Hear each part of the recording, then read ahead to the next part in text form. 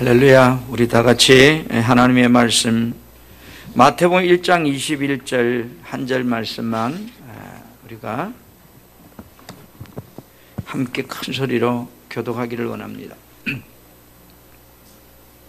마태복음 1장 21절입니다. 같이 시작. 아들을 낳으리니 이름을 예수라 하라. 이는 그가 자기 백성을 그들의 죄에서 구원할 자심이라 하니라. 아멘. 제가 한 주간 기도하면서 우리 성도들의 가정에 아픈 사람도 있고 또 나이가 차서 결혼을 전령해 둔 자녀도 있고 참 기도할 제목이 너무 많더라고요. 그래서 인생의 기도에는 답이 없구나 하는 생각을 많이 하게 됐는데요. 우리 옆 사람에게 이렇게 기도합시다. 성령님께서 당신의 몸과 영혼에 치유의 은혜가 있기를 기도합니다. 옆 사람 축복합니다. 할렐루야. 한번 따라합시다. 이름을 예수라 하라. 벌써 이 라디오를 틀면 캐롤이 나오더라고요.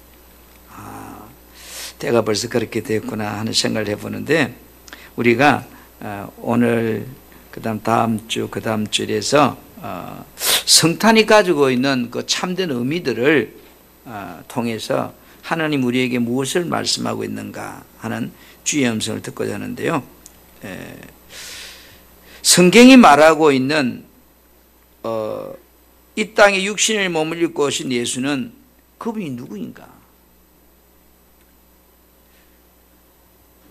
빌립보 2장 6절에 그분이 누구인지를 신분을 밝히고 있거든요.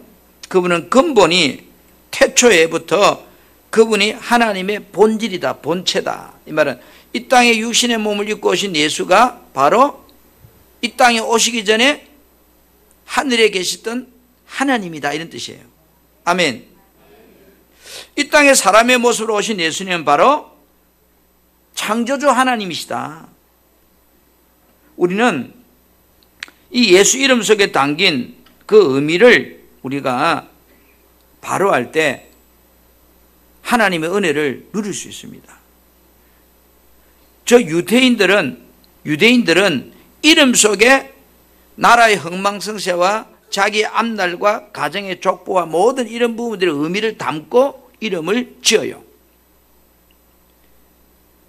우리나라 사람들은 이름을 지을 때 그 뜻을 풀이하잖아요. 예를 들어서 갑돌이라면 뭐 어떻게 될 사람이다 이렇게 하지만은, 유대인들은 그 이름 속에 시대와 그 다음에 역사의 흐름과 앞날에 대한 그런 의미를 담고 이름을 지어요.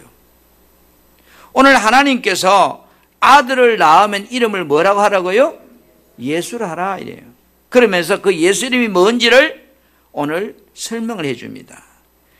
자기 백성을 그들의 죄에서 구원할 자다. 그러면 다시 말하면 자기 백성을 죄에서 구원할 자란 말은 죄로부터 구원자로 오셨다. 쉽게 말해 줄이면 구세주다, 이런 뜻이에요. 죄는 하나님과 사람의 관계를 단절함을 통해서 하나님 앞에 나갈 수도 없게 했고 하나님 주시는 모든 복도 다 차단시켜버렸어요. 하나님께서 태초에 6일 동안 천지 만물을 창조하십니다. 그리고 그 창조된 그곳에 살 수 있도록 하나님의 형상을 닮은 아담을 창조합니다. 그리고 아담이 하나님이 만든 그 에덴 동산에서 살 수 있도록 하나님의 모든 여건을 만들어 주셔서 그곳에 살게 했습니다. 그런데 이 하나님 만든 에덴 동산은 어떤 의미를 가지고 있는 곳일까? 쉽게 말해서 우리가 말하는 오늘 유토피아, 낙원, 천국 이런 의미인데, 그 창세기 2장 11절부터 15절에 보니까 이 에덴 동산에는 4개의 큰 강이 흐르고 있어요. 첫 번째 흐르는 강이 비송강, 두 번째는 기용강, 세 번째는 헷데길강, 네 번째는 우리가 알고 있는 유브라데스강. 이 강의 이름 속에 에덴 동산이 가지고 있는 그 축복의 의미를 담고 있거든요. 비손이란 말은 풍족하게 흐른다 이런 뜻이에요. 기온이란 말은 차고 넘치도록 흐른다 이런 뜻이에요. 햇대기라는 말은 화살처럼 빠르게 흘러간다. 유브라데스란 말은 맛이 달다 풍요롭다 이런 뜻이거든요. 그래서 에덴 동산을 이 네 강의 의미를 통해서 어떤 곳인가를 성경은 우리에게 말해주고 있는데, 한마디로 뭐요? 지상낙원, 천국, 부족함이 없는 곳, 풍요로운 곳, 이런 곳이 하나님이 아담에게 만들어 주었던 그 에덴이에요. 하나님께서는 이 에덴 동산에 사람이 살도록 한 후에 아담과 약속을 맺습니다. 그게 바로 우리가 잘 아는 선악과 법이잖아요. 창세기 2장 16절 17절에 보니까 여호와 하나님이 그 사람에게 아담에게 맹하여 말을 하는데, 동산 각종 나무, 에덴 동산의 각종 모든 나무 열매는 내 마음대로 따먹으라. 그러나 선악을 알게 하는 나무 열매는 먹지 말라. 그 나무를 열매를 먹는 날에는 반드시 너는 죽게 돼.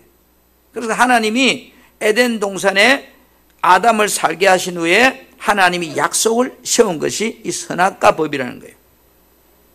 아담이 하나님과 언약을 지킬 때만이 어디에 살 수 있다는 법이에요?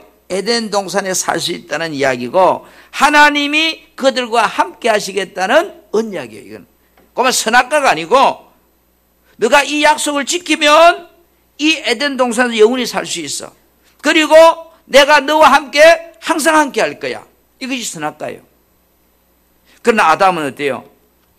탐심 때문에, 쉽게 욕심 때문에 하나님과 맺은 언약을 그만 어겨버렸어요. 그 어긴 이유는 물론 창세기 3장 4절에서 6절에 보면 뱀이 찾아와서 유혹을 하죠. 그리고 그 나무의 열매를 따먹으라는 거예요. 그러면 너도 지혜롭게 된다는 거예요. 이 말은 너도 하나님처럼 그렇게 될 수 있다는 거예요. 그 이야기를 듣고 그 동산 중앙에 있는 나무를 바라보니까 어때요? 정말로 그렇게 느껴지는 거예요. 자기도 하와도 따먹고 남편도 갖다 주어서 먹게 해서 하나님의 법을 어기게 만들었어요. 우리가 여기서 눈여겨볼 부분은 뱀이 아담에게 접근한 것이 아니고 하와에 접근했어요. 하나님의 언약은 하와 약속한 것이 아니고 아담하고 언약한 거예요. 그러니까 하와가 따먹어도 쉽게 말하면 법은 어기지는 않는 수 있어요. 그러나 그것이 아담에게 전가되는 순간 법은 어기져 버리는 거예요. 그래서 불행하게도 첫사람 아담은 뱀의 유혹에 속아서 선악을 알게 하는 열매를 아내를 통해서 공급받아서 먹음을 통해서 하나님과 맺은 언약을 어겨버렸어요. 자, 아담이 하나님과 이 언약을 어긴 것을 두고서 신약 성경은 이렇게 로마서 5장 12절에 이 사건을 이렇게 표현하고 있습니다. 같이 한번 볼까요? 5장 12절. 그러므로 준비가 같이 한번 봅시다. 시작. 그러므로 한 사람으로 말미암아 죄가 세상에 들어오고 죄로 말미암아 사망이 들어왔나니 이와 같이 모든 사람이 죄를 지었으므로 사망이 모든 사람에게 이르렀느니라. 아멘. 이 에덴 동산의 사건을 두고서 한 사람, 누구죠? 아담을 이야기하는 겁니다. 아담이라는 뜻은 사람이라 그런 뜻이에요. 한 사람 아담으로 말미암아 죄가 이 세상 안으로 들어왔다는 거예요. 여기 세상은 흑암도 될 수 있고 우주도 될 수 있고 똑같은 그 의미예요. 그러니까 죄가 세상 안으로 들어왔다는 거예요. 그래서 그 죄 때문에 따라 들어간 것이 뭐예요? 사망이라는 죽음이 찾아왔다는 거예요. 그런데 이 한 사람의 모든 죄는 앞으로 모든 사람들에게 동일하게 사망이 그들에게 전가된다는 거예요. 자, 하나님의 언약을 어김으로써 죄인이 된 아담과 하와에게 찾아온 것이 뭐라고요? 죄. 그죠? 그럼 여러분, 죄는 죄로 끝나는 것이 아니라 죄값이 따라오는 거잖아요. 그래서 그 값을 보니까 창세기 3장 16절부터 17절에 보니까 아담과 하와에게 찾아온 죄값이 어떤 게냐면 하와에게는 임신하는 고통이 크게 더했다. 그랬어요.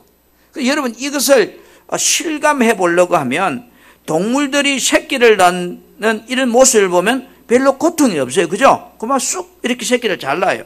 근데 사람은 어때요? 아기를 놓을 때 보면 엄청나게 고통을 느끼는 거 봐요. 아마 사람도 처음에는 죄 짓기 전에는 이런 소나 양이나 이런 토끼나 이런 짐승들이 새끼를 낳는 것처럼 그렇게 쉽게 낳았는데 그 죄의 결과로 이런 출산에 엄청난 아픔의 고통이 왔구나 하는 것을 보게 돼요. 그리고 남편의 지배를 받으며 살아야 되는 그런 구조를 갖게 됐고, 그 다음에 남편은 어때요? 옛날 에덴 동산 살 때는 땀 흘릴 필요가 없었어요.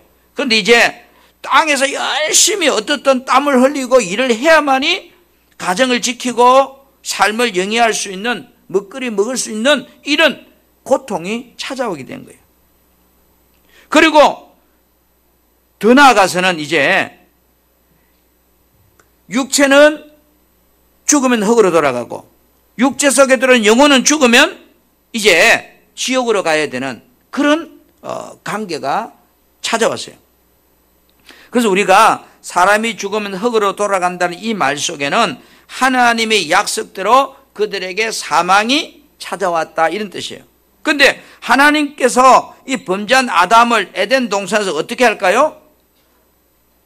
선악과를 따먹으면 저주가 온다고 말했는데 그 저주는 바로 에덴 동산에서 쫓겨나는 저주예요. 쉽게 말해서 우리가 밥을 먹다가 라면을 먹는다면 그래도 살아는 가잖아요. 그런데 내가 우리 집안에서 우리 부모님의 보호를 받고 살다가 그 집에서 쫓겨난다면 그것은 감당이 안 되는 거예요. 그래서 이제 창세기 3장 23절 24절 말씀에 보면 하나님께서 에덴 동산에서 그를 아담을 내어보냈다 이랬어요. 그리고 24절에는 이 말씀을 조금 더 어떻게 하는, 하나님이 그 사람을 에덴 동산에 쫓아냈다. 여러분 내보냈다와 쫓아냈다는 전혀 다른 겁니다. 내 발로 나온 게 아니고 쫓겨난 거예요. 그러니까 그리고 다시는 에덴 동산에 못 들어오도록 천사들을 두어서 딱 지키겠다.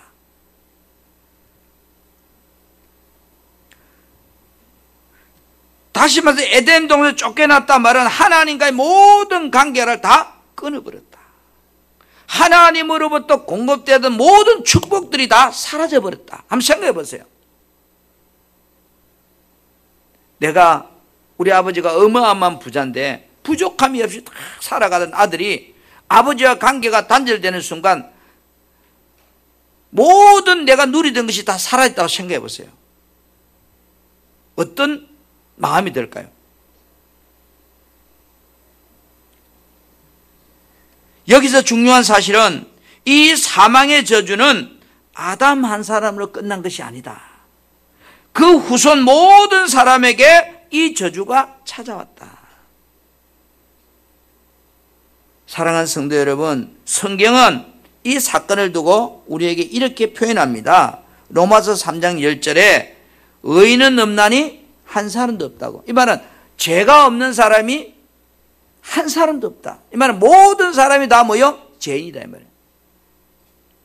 그래서 3장 23절에는 한번 같이 볼까요? 뭐라고 말씀하고 있을까요? 자, 같이 시작.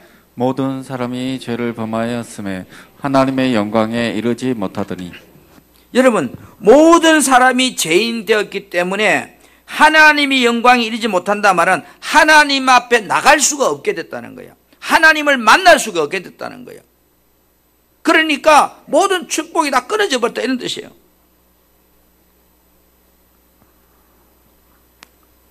성경에서 말하고 있는 이 죄에 대한 사망은 영혼의 죽음을 말합니다.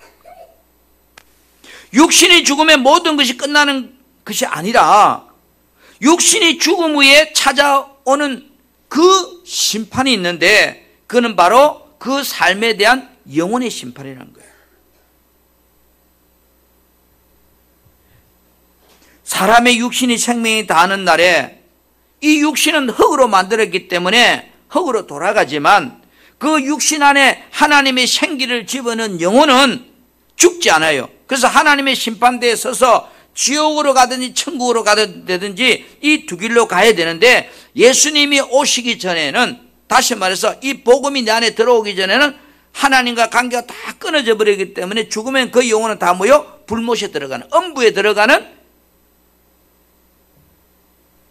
자가 되었다는 데예요. 그래, 그를 두고 데살로니가후서 1장 9절에는 영원한 멸망의 행벌이라 이렇게 표현해요. 이 영원한 멸망의 행벌이라는 말은 요한계시록 성경에 보니까 둘째 사망이라 이렇게 표현하고 있어요. 우리 사랑하는 성도 여러분, 성경은 우리 인생의 삶의 기간을 말하고 있어요. 10편 90편 10절에 보니까 사람이 연수가 강건하면, 이 말은 건강하면 70 내지 80을 산다는 거예요.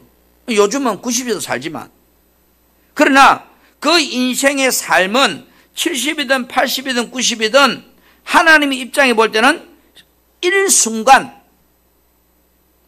쉽게 말하면 아침에 있던 안개가 햇빛이 나면 싹 사라지는 것처럼 인생의 일생의 삶을 잠깐 보이다 없어지는 안개와 같다고 그렇게 성경은 표현하고 있습니다. 그래서 야고보 4장 14절에 내일 일을 너희가 알지 못한다? 그렇죠? 내가 내일 일을 알 수 있으면 얼마나 내가 앞날을 대비할 수 있겠습니까? 그뿐 아니라 너희 생명은 잠깐 보이다 없어지는 안개와 같은 존재다. 내가 볼 때는 70년, 80년, 90년이 긴 세월인데 하나님의 입장에서 볼 때 우리 일생은 한 점과 같은 거다. 그 한 점과 같은 세월을 저와 여러분이 살고 있는 거예요, 지금. 육신의 몸을 입고 사는 시간이 끝나면 죽음이라는 시간이 찾아오는데 그 죽음 외에는 내 영혼의 심판이 있다는 거야. 아멘. 그런데 이 땅에 사는데 짧은 일생의 삶이 영원한 내 영혼의 삶에 결정적인 역할을 한다는 거예요.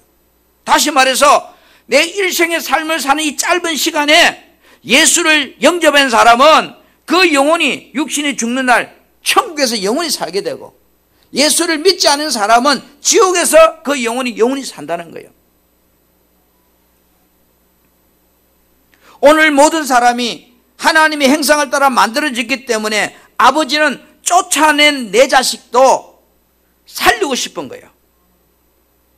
그래서 그들을 구원하기 위해서 이 땅에 당신이 사람의 모습을 입고 이 땅에 오셨어요. 그분이 바로 메시아 예수 그리스도입니다. 오늘 여러분 뭐라 합니까? 그가 자기 백성을 그들의 죄에서 구원할 자이십니다. 멸망받게 된 인생에게 하나님께서는 예수 그리스도를 보내주셔서 그들이 영원히 살 수 있는 새로운 길을 열어주려고 이 땅에 보내신 분이 누구다는 거예요? 예수라는 거예요. 아멘. 한번 따라합시다. 제 문제 해결하심으로 우리와 화목케 하려고 오셨다. 우리와 함께 하러 오셨다. 로마서 3장 23절을 다시 보면, 다시 한번 봅시다. 모든 사람이 뭐 했다는 거예요? 죄를 범했다는 거예요. 저도 죄인이고 여러분도 죄인이고. 그런데 죄인은 하나님 영광, 하나님께 예배 드릴 수도 없고 하나님 만날 수도 없는 그런 관계라 이 말이에요. 그래서 하나님 영광에 이르지 못하더니 이랬거든요. 이 땅에 육신의 몸을 입고 오신 예수님께서 바로 우리들이 하나님의 영광에 이르도록 하기 위해서 이 땅에 오셨어요. 그러면 이 죄 문제를 해결해야 되는 거예요. 죄 문제는 죄의 값은 사망이기 때문에 반드시 이 죄 문제를 해결하려고 하면 죽어야 돼요. 그래서 예수님께서 요한복음 19장 3절에 보니까 이제 십자가에 달려서 죽으시는 장면이 나와요. 십자가에서 죽으시면서 소리칩니다. 뭐라고요? 다 이루었다고. 이 말은 죄로부터는 모든 저주, 모든 고통, 모든 질병, 모든 가난 내가 다 이제 짊어지고 죄값으로 죽는다 이런 뜻이에요. 아멘. 그럼 줄여서 다 이루었다. 죄의 싹은, 죄의 대가는 죽음이다. 죄는 반드시 그 값을 요구한다. 그래서 여러분, 그 값에서 우리를 구원하기 위해서 이 땅에 오신 분이 누구라고요? 예수다. 아멘.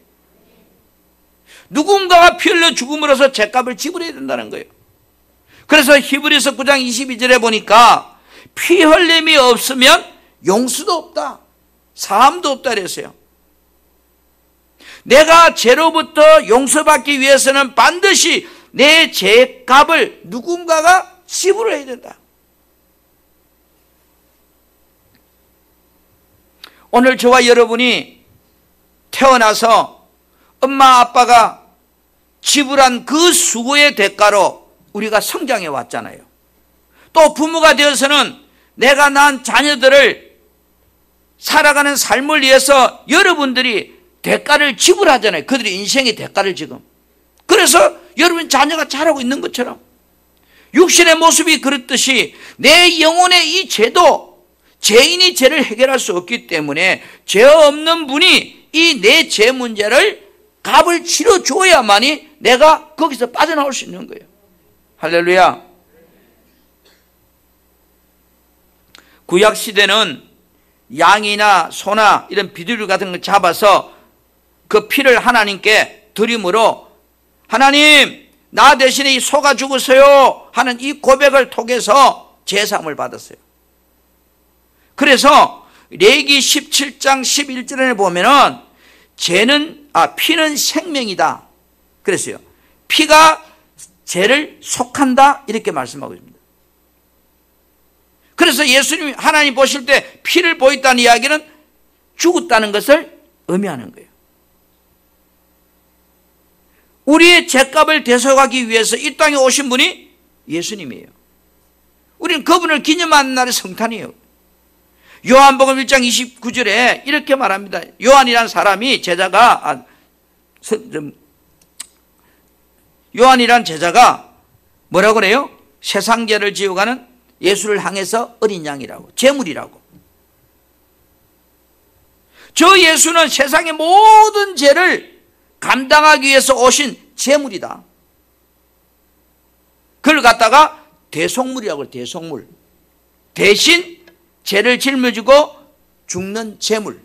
그래서 마가복음 10장 45절에는 자기 목숨을 많은 사람의 대속물로 주러 왔다 이렇게 표현해요.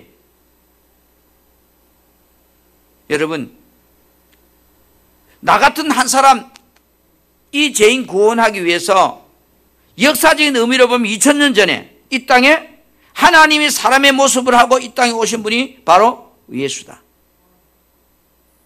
이 땅에 오셔서 모든 사람의 죄를 짊어지고 십자가에 못 박혀 피 흘려 죽으신 분이 예수다. 당시의 사람들은 이 예수를 조롱하고 멸시하고 비아냥대고 침뱉고 때리고 인격적인 모독을 가하고 그랬지만 예수님은 제물이 되어서 십자가에 죽으시면서 소리칩니다. 다 이루었다고. 다 이루었다. 나의 모든 너희들의 죄값은 내가 다 짊어지고 간다. 여러분,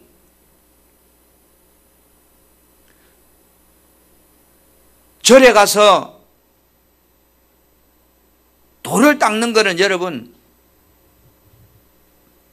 좋은 현상입니다. 선하게 살라고 여러분 절에 가서 도 닦아도 돼요.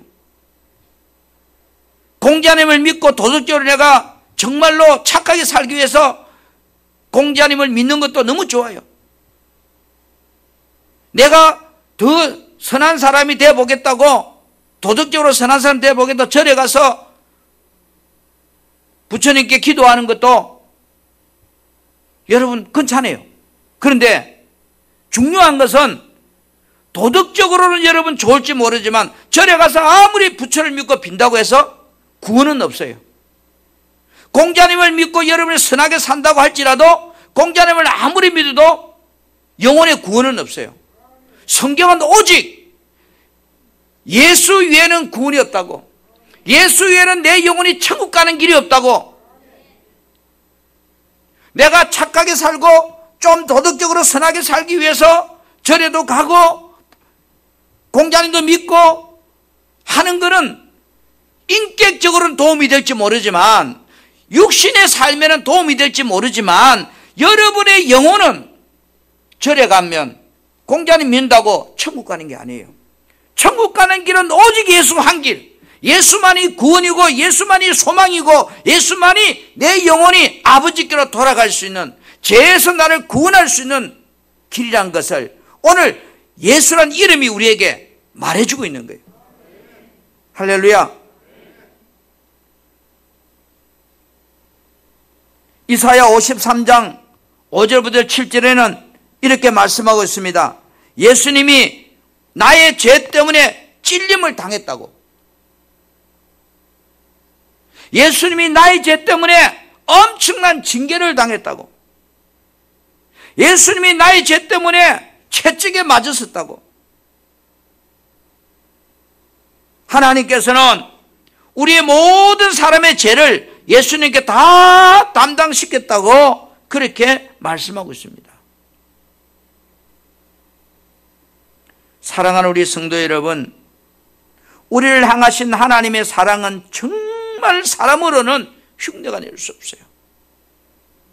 그래서 로마서 5장 8절에 우리가 죄인 되었을 때, 그래서 소망이 없는 그때에 그리스도께서 나를 위해서 죽으심으로 하나님께서 나에 대한 사랑을 확인해 주셨다.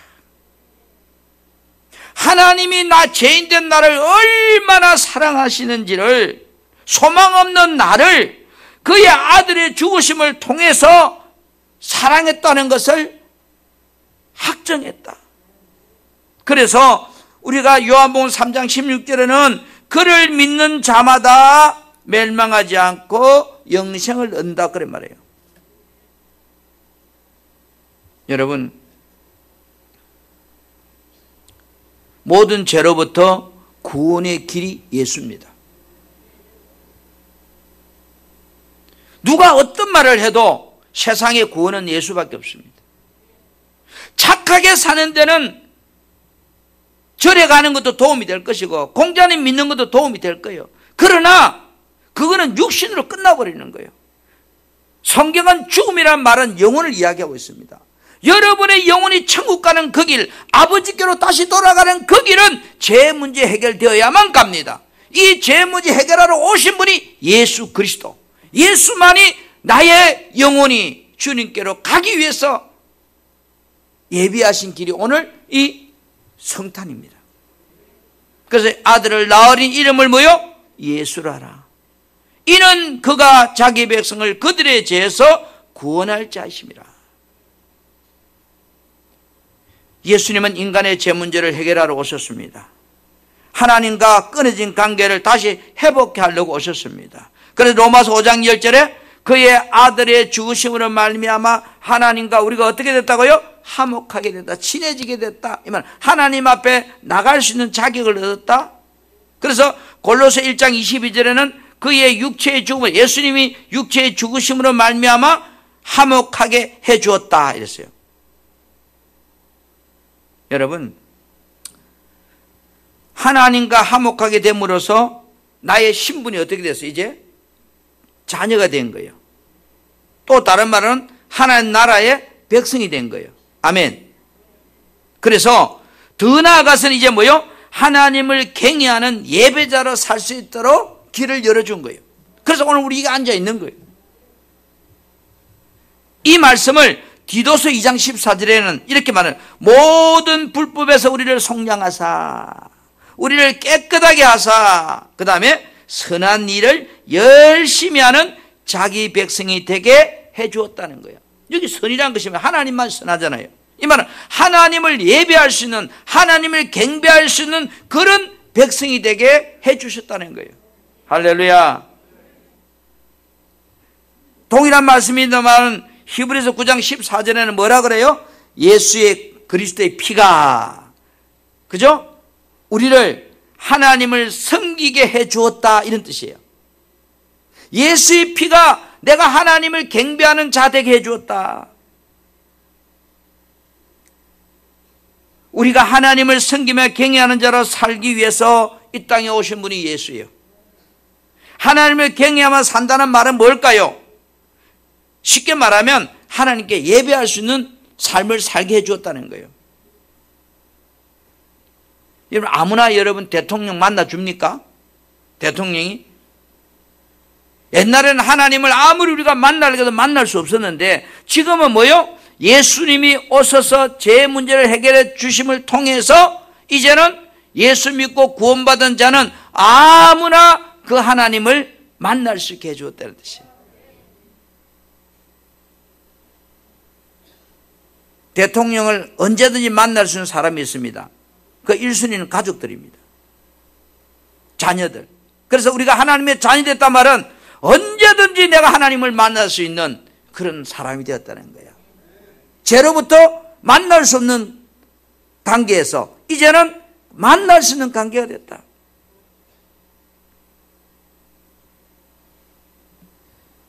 사랑하는 우리 성도 여러분, 예수님께서 오심으로 이제 하나님과 나 사이가 막힌 담이 무너져 버린 거예요.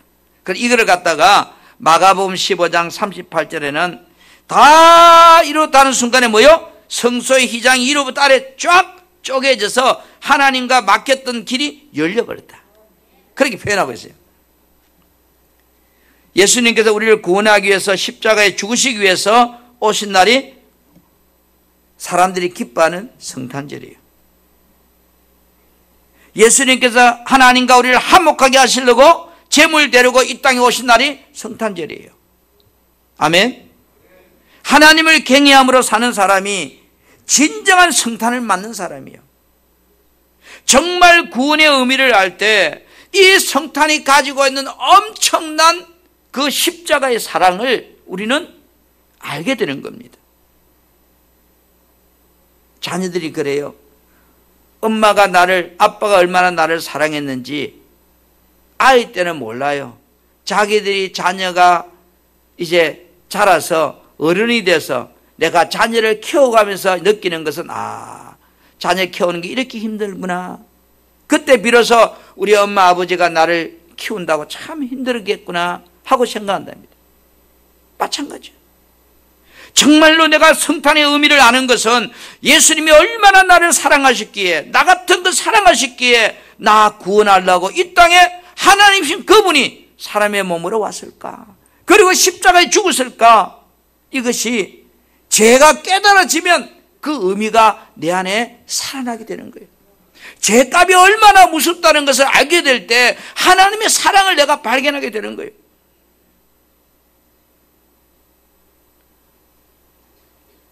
예수님께서 십자가에서 죽기에 오셨을 때 그 죽음을 통해서 이사야 53장 4절에는 우리의 질병을 다 대신 져줬다 이랬어요.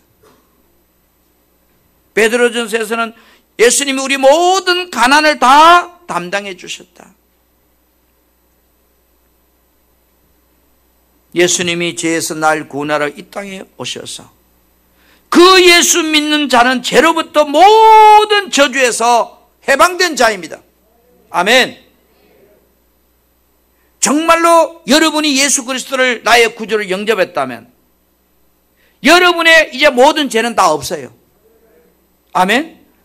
이 말은 영적인 모든 죄는 다 예수가 가져갔어요. 영적으로는 모든 저주는 이제 십자가 밑에 다 끝나버렸어요. 이것이 예수 믿는 사람의 고백이에요. 하면 또 나는 죄가 없어. 여러분, 마귀는 역사의 방법이 죄를 통해 역사해요. 사단이 여러분을 침노하고 들어올 때 죄라고 하는 길을 타고 들어오는데 죄가 없으면 마귀가 못 들어와요. 그래서 여러분의 삶에 두려움과 염려가 찾아올 때 큰 소리 치세요. 주님이 다 이루었다. 나는 죄가 없어. 너는 나에게 들어올 수 없어. 예수가 나의 능력이고 예수가 나의 소망이 되게 한 것이 바로 오늘 예수가 이 땅에 사람의 몸을 꼬신 이 성탄, 이 의미가 여러분의 희망이 되고 소망이 되고 축복이 되기를 예수 이름으로 축복합니다. 아멘.